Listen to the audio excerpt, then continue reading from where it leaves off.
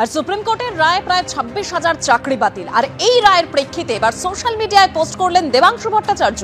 পেয়াদার তাড়া খেয়ে একটা গ্রামে কয়েকটা বদমাইশ ঢুকে পড়েছিল গা ঢাকা দিতে।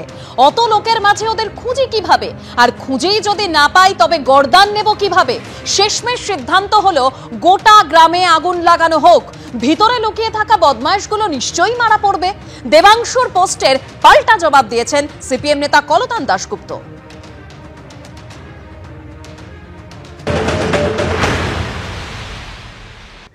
গর্দান যদি নিতে হয় তাহলে দলের মধ্যে তো শিক্ষামন্ত্রী যিনি আছেন, এসএসসির মাথায় যিনি আছেন, তার সাথে গিয়ে কথা বলা উচিত ছিল যে কেন যোগ্য ছেলেমেয়েদের চাকরি গেল। যখন চালে কাকড় ঢুকিয়ে দিল কমিশন এবং কমিশনের মাথায় থাকা শিক্ষা দপ্তর, তার মন্ত্রী, আমলা, তৃণমূলের নেতারা, যখন অযোগ্যদেরকে জোর করে এর মধ্যে ঢুকিয়ে দেওয়া হলো, তখন কোথায় ছিলেন এই নেতারা? কেন সোশ্যাল মিডিয়ায় লেখেননি যে অযোগ্যদের চাকরি দেওয়া যাবে না, যোগ্যদের চাকরি দিতে হবে? তাহলে আজকে কারা অযোগ্য কারা যোগ্য সেটা কমিশন যখন আলাদা করতে পারছিলেন না, তখন কেন এই নেতারা সোশ্যাল মিডিয়ায় লেখেননি যে সরকারকে বলবো, কমিশনকে বলবো যোগ্য অযোগ্যের গর্দান আলাদা করা হোক, যাতে এর গর্দান কাটতে গেলে ওর গর্দান ধরা না পড়ে? তাহলে আজকে নিজেদের বাঁচানোর জন্য, কে কাকে বাঁচাতে চাইছেন আমরা জানি না, আজকে চাকরি চোরেদেরকে বাঁচানোর জন্য এইভাবে দলে দলে সোশ্যাল মিডিয়ায় নেমে পড়াটা, এটা কিন্তু বাংলার মানুষ ভালোভাবে নিচ্ছেন না। রাজবাড়ি তো ওদের পার্টি অফিসটা হওয়া উচিত, এবং সেই রাজবাড়িতে এখন আশঙ্কা যে চাকরি প্রার্থীরা টাকা দিয়েছিলেন এবং তাদের চাকরি চলে গেল, তারা যদি এবার পাড়ায় গিয়ে তৃণমূল নেতাদের দরজায় ঠকঠক করতে থাকেন যে চাকরিটা গেছে, এবার টাকাটা ফেরত দিতে হবে, তখন ওই আশঙ্কা থেকে তৃণমূলের নেতারা কোন রাজবাড়িতে পালাবেন, নাকি দিদিকে বলতে ফোন করে সাহায্য চাইবেন, সেটা আমরা দেখতে চাই। এমনিও স্কুল আর চলে না, স্কুলগুলোয় আপনি গিয়ে দেখে আসুন, স্কুলগুলোয় শিক্ষক ছাত্র রেশিও এবং তাদের অবস্থান দেখলে বুঝতে পারবেন। কিন্তু আমি দেখলাম একটা মানুষ রাজনীতি করেন বলে কত নিচে নামতে পারে। তিনি বললেন আমার কাছে তথ্য আপনাদের কাছে থাকলে আমায় দিন।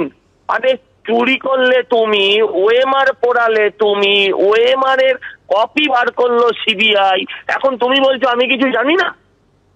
এটা ওনার বেসিক ক্যারেক্টার। যখন পার্থর ঘরে টাকা বেরোয় তখনও উনি কিছু জানেন না, হ্যাঁ, যখন ভাইপোর দুর্নীতির অভিযোগ আছে তখনও উনি কিছু জানেন না, আর আজকেও উনি বলছেন উনি কিছু জানেন না। বরঞ্চ যদি আজকে চুপ করে থাকতেন তাহলে বোধহয় মানুষ তাকে ক্ষমা করতো। অযোগ্য অপরাধ ক্ষমা নিশ্চয়ই করবে না, কিন্তু আমি দেখলাম উনি বসে বসে বিজেপির নামে দোষ দিচ্ছেন। কে মামলা করেছে, কে করেছে? আমি বলছি অভিজিৎ গাঙ্গুলির নামে উনি অভিযোগ করছিলেন। অভিজিৎ গাঙ্গুলি অর্ডারটাকে মেনে নিলে 7,000-এর ওপর দিয়ে যেত, 19,000 মানুষ রেহাই পেত। এইটুকু ঘটনার দায়িত্ব কে নেবেন বলুন?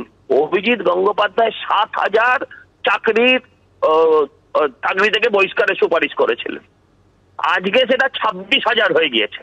এটা কার জন্য হলো? এইটুকু প্রশ্নের উত্তর উনি দিন, আর কিচ্ছু দিতে হবে না। উনি সিপিএম এর সময় চিরকুটে চাকরি হতো সেটা জানেন, আর ওনার চাকরির ফাইল এখন আমরা গিয়ে খুঁজে আনবো, এ কথা মানে কর্মতলার ওই ময়দানের ঘোড়ারাও এই ধরনের কথা বলে না। এই কথা শুনলে তারা হাসবে। মানে সত্যি এনাকে বলার মতন কোনো রিয়াকশন আমার মুখে নেই। ধন্যবাদ সজলদা।